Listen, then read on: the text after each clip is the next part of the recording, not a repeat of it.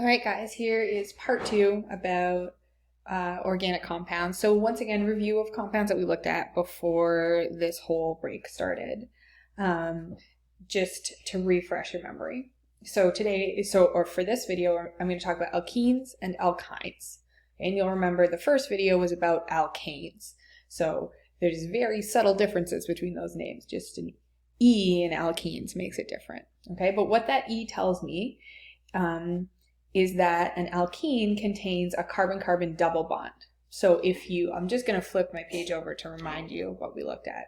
Previous video, alkanes always have single bonds between the carbons, okay? Even when we do weird things like make them a ring or add a halogen, there's always just single bonds.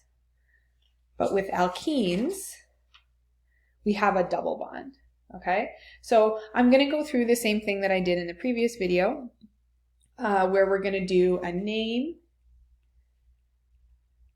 and a structure and a skeletal structure.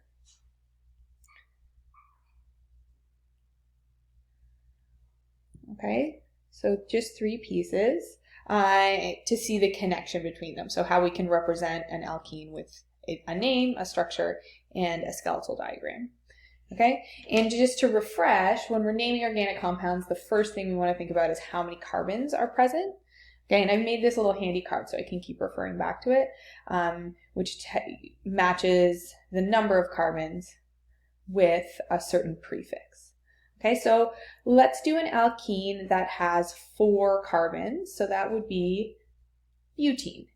Okay, because 4 goes with, it looks like but when I write it here, but usually we say but when we're pronouncing the compound. Okay, so butene. So 2 parts of the name. But tells me that there are 4 carbons, and then ene tells me that I have a double bond. Now, one thing I have to think about, if I look down to the structure for a second, I've got 4 carbons, 1, 2, 3, 4. And there's different places I could put that double bond. I could have it between carbons 1 and 2, or like on the end of the chain in one of these spots, or I could have it in the middle of the chain, okay?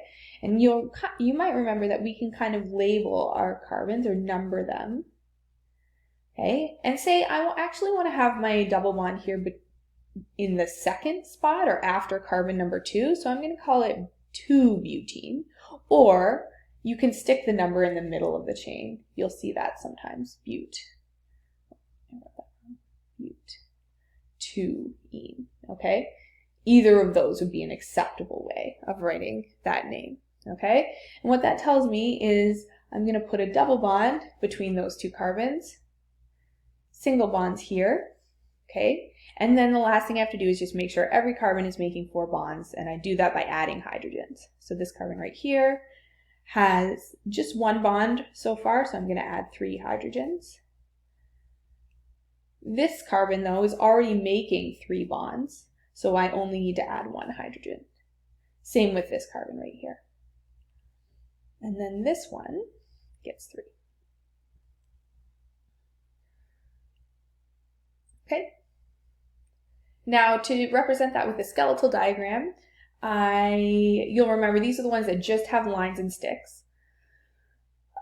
So I always start counting. I know I need 4 carbons. I start counting as soon as I put my pen down. 1, 2, 3, 4.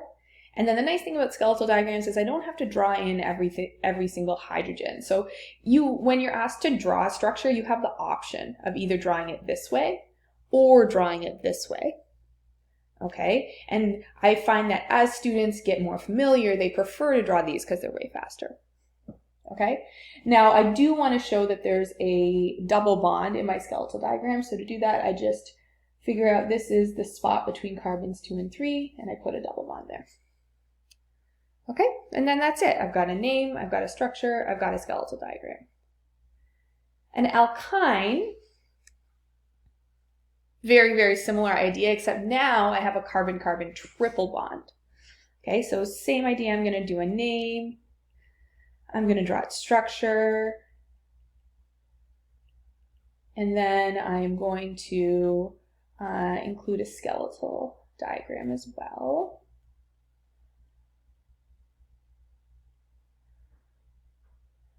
Okay, but this time I'm going to make things a little more complicated. I'm also going to include a chlorine, okay, just to sort of throw back to what we did on the previous page. So let's say I'm going to do a propyne.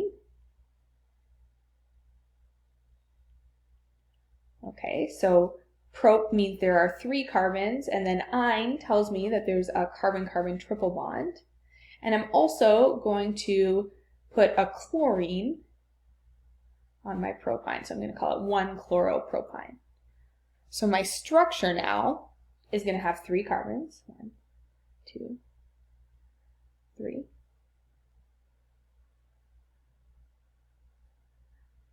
This is the first part of my name here, so I'm going to put a chlorine on my first carbon. Okay? And then I messed up a little bit here. I actually need a number in this name to tell me where the double bond goes, okay? Because if this is carbon 1, I can either, triple bond, I could either have my triple bond right here between the first 2 carbons or right here between carbons 2 and 3. So I would rephrase my name, 1-chloroprop, and then say I want to put my triple bond between carbons 2 and 3. So this is carbon 1, this is carbon 2, this is carbon 3, so I'd call it 2-yne, like that.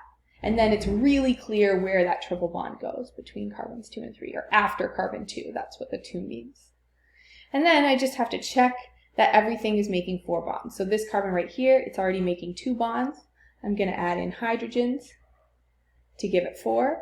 This carbon is already making 4 bonds, 1, 2, 3, 4, so I can just leave it as is. But this carbon right here is only making 3 bonds, so I'm going to put another hydrogen on it, like so. Okay, skeletal diagram for that. So I know I have 3 carbons. I always count 1 when I first put my pen or pencil down, 2, 3. I know that I have a chlorine on my first carbon, so I draw it like that. And then I know that after carbon 2, I have a triple bond. So I'm going to add extra sticks to show that. Okay, and then the last thing I'm going to include in this video is just a quick mention of some terminology you'll hear. We talk about alkanes and alkynes, so when compounds have double or triple bonds, being unsaturated. It means that some of their bonding spots are filled by those double or triple bonds. And that is sort of opposite to alkanes, which are saturated. They only have single bonds between carbons. Okay, so that terminology comes up sometimes in our organic chemistry study. Okay, thank you very much. That was video 2. And just one note, might be helpful for you to make a card like this for yourself.